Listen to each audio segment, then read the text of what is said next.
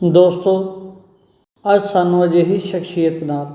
ਮਿਲਣ ਦਾ ਮਾਣ ਹਾਸਲ ਹੋਇਆ ਹੈ ਜਿਨ੍ਹਾਂ ਨੇ ਇੱਕ ਬਹੁਤ ਹੀ ਯੋਗਦਾਨ ਪਾਇਆ ਹੈ ਪਸ਼ੂ ਪਾਲਣ ਦੇ ਕਿੱਤੇ ਦੇ ਵਿੱਚ। ਇਸ ਸ਼ਖਸੀਅਤ ਦਾ ਕਮਾਲ ਇਹ ਹੈ ਕਿ ਉਹਨਾਂ ਨੇ lab to land, land to lab ਕੰਮ ਕਰਨ ਦਾ ਮੌਕਾ ਮਿਲਿਆ। ਇਰਾਦੇ ਦੇ ਪੱਕੇ ਨੇ, ਜੋ ਠਾਣ ਲੈਂਦੇ ਨੇ ਉਹ ਕਰਕੇ ਦਿਖਾਉਂਦੇ ਨੇ। ਸੋ ਮੈਂ ਬੇਨਤੀ ਕਰਾਂਗਾ doctor Inderjit Singh vice chancellor ਗੜਵਾਸੂ ਕਿ ਸਾਡੇ ਨਾਲ ਆਪਣੇ ਵਿਚਾਰ ਰੱਖਣ। Thank you doctor Arora. ਤੁਸੀਂ ਬੜਾ ਟੌਪਿਕ ਦਾ ਟਾਈਟਲ ਬੜਾ ਚੰਗਾ ਰੱਖਿਆ ਹੈ, ਲੈਬ ਟੂ ਲੈਂਡ ਅਤੇ ਲੈਂਡ ਟੂ ਲੈਬ, ਔਰ ਉਹ ਸਾਡੀ ਜ਼ਰੂਰਤ ਹੈ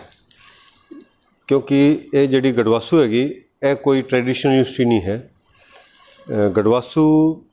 ਸਾਡੇ ਹਿਊਮਨ ਰਿਸੋਰਸ ਡਿਵੈਲਪਮੈਂਟ ਲਈ ਪਸ਼ੂ ਪਾਲਣ, ਵੈਟਰਨਰੀ ਸਾਇੰਸ ਦੇ ਵਿੱਚ, ਐਨੀਮਲ ਸਾਇੰਸ, ਫਿਸ਼ਰੀ, ਡੇਅਰੀ ਦੇ ਵਿੱਚ ਹਿਊਮਨ ਰਿਸੋਰਸ ਡਿਵੈਲਪ ਕਰਨ ਦਾ ਕੰਮ ਕਰਦੀ ਹੈ ਕਿ ਜੋ ਇੱਥੇ ਵਿਦਿਆਰਥੀ ਆਉਂਦੇ ਪੜ੍ਹਨ ਨੂੰ, ਉਹਨਾਂ ਨੂੰ ਡਿਗਰੀ ਲਈ ਚੰਗੇ ਕੋਰਸਿਸ ਦੇ ਵਿੱਚ ਮਹਾਰਤ ਹਾਸਿਲ ਕਰਾ ਕੇ ਉਹਨਾਂ ਨੂੰ ਅਤੇ ਗ੍ਰੈਜੂਏਟ ਬਣਾਉਂਦੇ ਨੇ। ਅਤੇ ਉਸ ਦੇ ਨਾਲ ਨਾਲ ਇਹ ਵੀ ਬੜਾ ਜ਼ਰੂਰੀ ਹੈਗਾ ਕਿ ਗੜਵਾਸੂ ਡਿਫਰੈਂਟ ਕਿਵੇਂ ਹੈਗੀ ਟ੍ਰੈਡੀਸ਼ਨਲ ਯੂਨੀਵਰਸਿਟੀ ਦੇ ਨਾਲ, ਕਿਉਂਕਿ ਇੱਥੇ ਇੱਕ ਹੋਰ ਜ਼ਿੰਮੇਵਾਰੀ ਬਣਦੀ ਹੈ ਯੂਨੀਵਰਸਿਟੀ ਦੀ, ਉਹ ਹੈਗੀ ਕਿ ਸਾਡਾ ਜਿਹੜਾ ਸੈਕਟਰ ਹੈ ਜਿਹਨੂੰ ਅਸੀਂ ਐਡਰੈਸ ਕਰ ਰਹੇ ਹਾਂ ਉਸ ਦੇ ਵਿੱਚ ਕੀ ਪ੍ਰੋਬਲਮ ਆ ਰਹੀ ਹੈ ਉਹਨਾਂ ਨੂੰ ਵੀ ਸਾਨੂੰ ਵੇਖਣਾ ਪਊਗਾ, ਉਹਨਾਂ ਦੇ ਵਿੱਚ ਵੀ ਸਾਨੂੰ ਰਿਸਰਚ ਕਰਨੀ ਪਊਗੀ, ਉਹਨਾਂ ਦਾ ਵੀ ਸਮਾਧਾਨ ਲੱਭਣਾ ਪਊਗਾ। ਐਂਡ ਤਾਂ ਹੀ ਤੁਹਾਡੀ ਜਿਹੜੀ ਉਹ ਪੰਚ ਲਾਈਨ ਹੈ lab to land and land to lab, ਉਹ ਤਾਂ ਹੀ ਚਿਰਤਾਰਥ ਹੋਗੀ ਜਦੋਂ ਸਾਡੀ ਫੈਕਲਟੀ ਨੂੰ ਇਹ ਗਿਆਨ ਹੋਵੇ ਕਿ ਫੀਲਡ ਦੇ ਵਿੱਚ ਕੀ ਸਮੱਸਿਆਵਾਂ ਨੇ, ਕੀ ਸਮੱਸਿਆ ਨੇ ਕਿਸਾਨਾਂ ਦੀ, ਕੀ ਸਮੱਸਿਆ ਹੈ ਉੱਥੇ ਕੰਮ ਕਰਨ ਵਾਲੇ ਅਫਸਰਾਂ ਦੀ ਅਤੇ ਗੌਰਮੈਂਟ ਡਿਪਾਰਟਮੈਂਟ ਦੇ ਸਟਾਫ ਦੀ, ਅਤੇ ਉਹਨਾਂ ਦੇ ਵਿੱਚ ਕਿਵੇਂ ਨਿਦਾਨ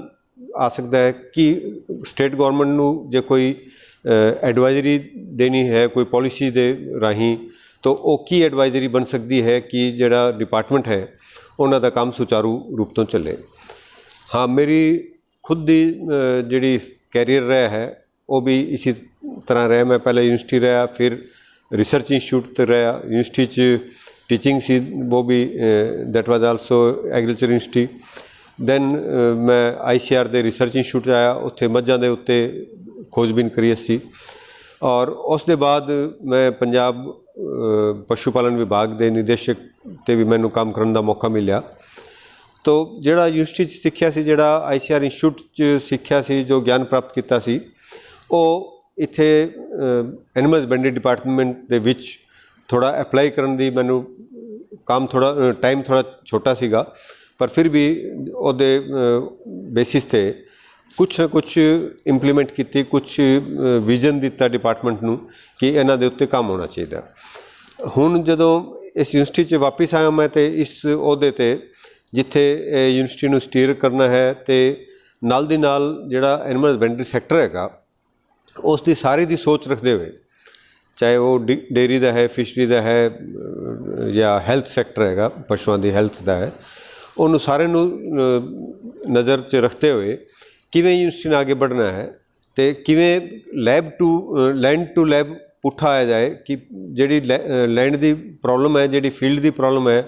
ਉਹਨਾਂ ਨੂੰ ਕਿਵੇਂ ਹੋਰ ਚੰਗੀ ਤਰ੍ਹਾਂ ਘੋਖਿਆ ਜਾਏ। ਉਸ ਦੇ ਲਈ ਅਸੀਂ ਅੱਜ ਦੀ ਸਾਡੀ ਐਕੈਡਮਿਕ ਕਾਉਂਸਲ ਦੀ ਮੀਟਿੰਗ 'ਚ ਇਹ ਡਿਸੀਜ਼ਨ ਲਿੱਤਾ ਹੈ ਕਿ ਸਾਡੇ ਜਿਹੜੇ ਸਾਇੰਟਿਸਟ ਹੈ ਉਹ ਜਾਣਗੇ ਫੀਲਡ 'ਚ,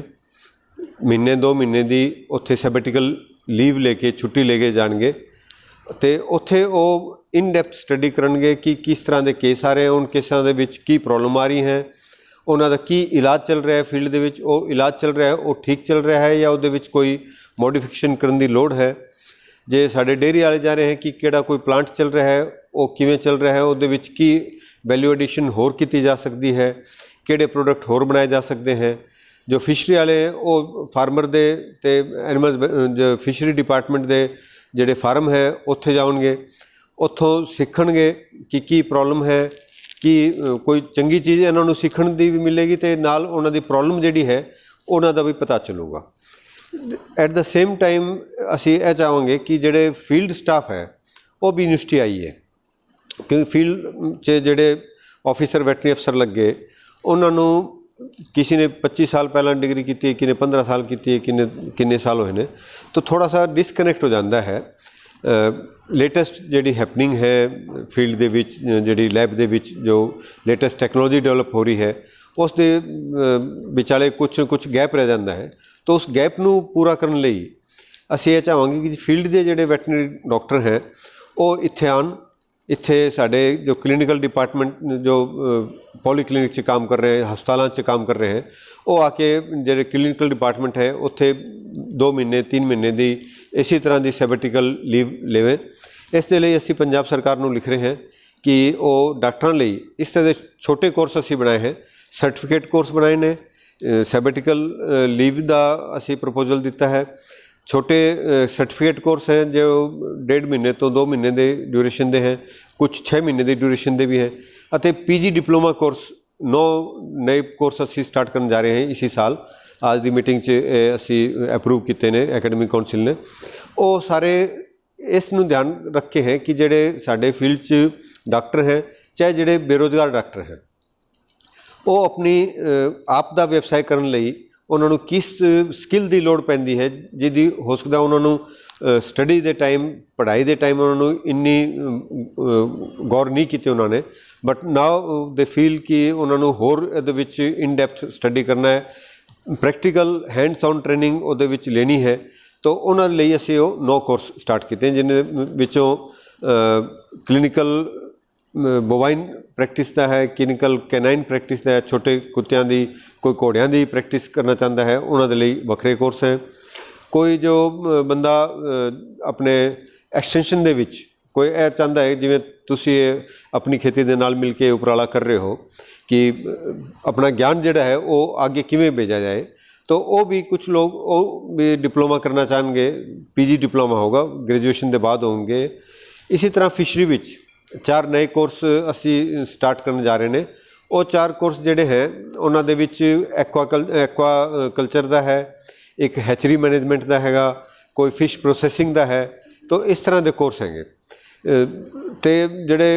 पोल्ट्री दे विच इंटरस्ट रखते हैं उन्होंने लिए 1 साल का पोल्ट्री का पोस्ट ग्रेजुएट डिप्लोमा है जो ग्रेजुएट वैटरनेरियन ने। तो वो पोल्ट्री के बारे में सारी जानकारी वो कोर्स दे विच इन्नी डिटेल च नहीं आती जिन्नी इस डिप्लोमा च उन्होंने दसी जाएगी। तो इसका एक फ़ायदा होगा कि उन्होंने पीजी करने की लोड़ नहीं है, वो यूजी के बाद 1 साल का डिप्लोमा करिए। ये जो पीजी च अदरवाइज मास्टर्स डिग्री च 1 साल रिसर्च का होंदा है, तो वो कंपोनेंट इस तो मिसिंग होगा। उन्होंने केवल कुछ लैक्चर दिते जाएंगे तो ज़्यादा प्रैक्टिकल ट्रेनिंग दी जाएगी। कोई जड़ा पोल्ट्री फार्म च जिवें काम पीजी डिप्लोमा करता है, उसका मेन जड़ा फोकस होगा वो पोल्ट्री फार्म दे विच होगा कि उन्होंने किवें हाउसिंग करनी है, किवें डिजीज़ मैनेजमेंट करनी है, फीड किवें तैयार करना है, सारी चीज़ां वो डिप्लोमा च बनाई जाए। तो इसका सारे का परपज हैगा कि जो भी साडी लैब च जो भी खोजां हुई ने वो फील्ड च जान, तो फील्ड की जिहड़ी प्रॉब्लम है वो सारी साडे वैज्ञानिक जाके ते जिहड़े फील्ड के डॉक्टर चाहे वो आन इत्थे भावें एज डिप्लोमा दे कोर्स लिए आउन, चाहे सर्टिफिकेट कोर्स लिए आउन, चाहे वो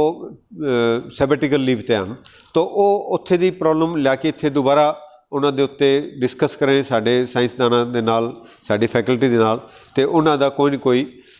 जो समाधान लभ के ते वापस फील्ड ते जाके उन्होंने अप्लाई करें। इहदे विच एक कोर्स असीं एवें रखिआ है जिहदे विच बंदा 1 हफ्ते इत्थे आऊगा, फिर 4 हफ्ते वो अपने थां ते उस नॉलेज नूं, उस ज्ञान नूं अप्लाई भी करूगा, उस टैक्नोलॉजी नूं यूज़ करूगा। तो इस दे अलावा जिवें एम्ब्रियो ट्रांसफर का है, सीमन लैब का है, तो ये भी असी सर्टिफिकेट कोर्स रखे 6-6 महीनों के कि जिहदे विच बंदा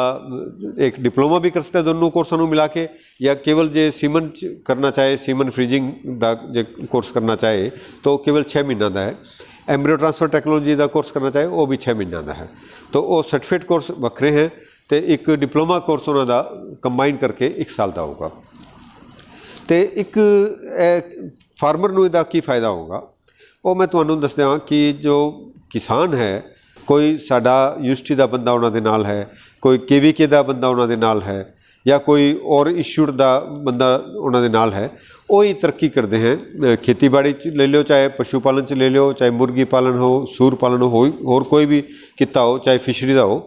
ਜੇ ਜਦ ਤੱਕ ਤੁਸੀਂ ਟ੍ਰੇਨਿੰਗ ਨਾ ਲਓਗੇ, ਜਦ ਤੱਕ ਤੁਸੀਂ ਕਿਸੇ ਬੰਦੇ